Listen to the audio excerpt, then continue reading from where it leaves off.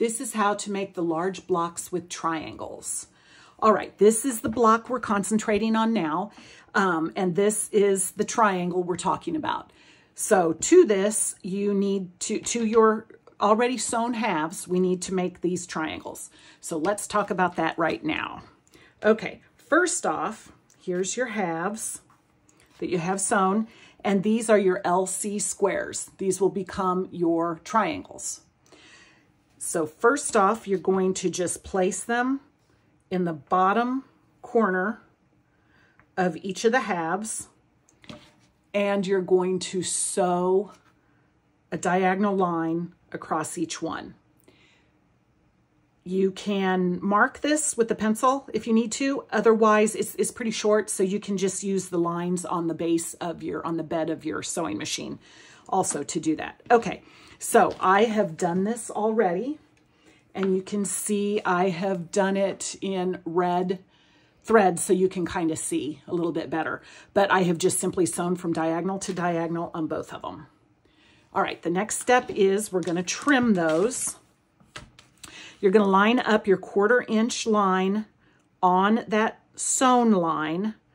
So the edge of your ruler is a 1/4 inch off that sewn line.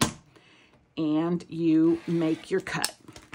Now again, these make nifty little half square triangles if you want to save those, which I do because I'm an uber saver.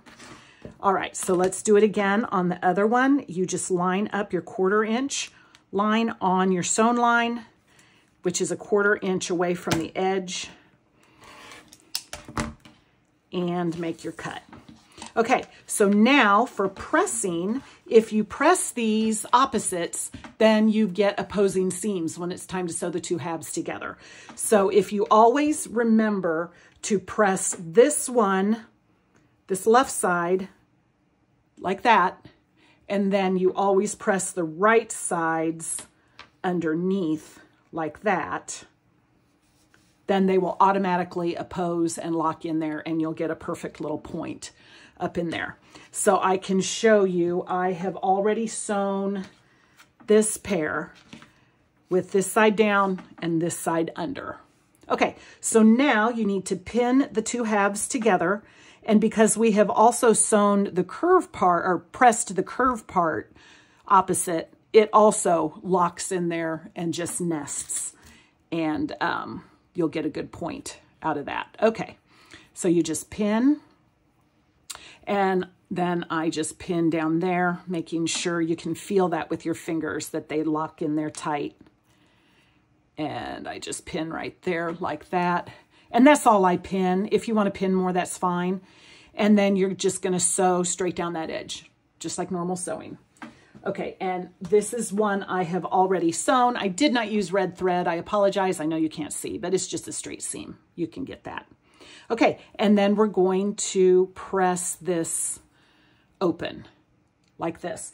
And I've got this one over here that I have pressed, and you can see I like to press this seam open, but that's, again, up to you, whatever you like to do. I just like to press seams open when they're going to join something else, so I don't have to remember which way I pressed them to get them to oppose. All right, so now we have the block this far along, and so now we have to trim. Trimming, there is a whole separate video just on trimming, but I will kind of go over it briefly here, and you can refer to that video if you need more.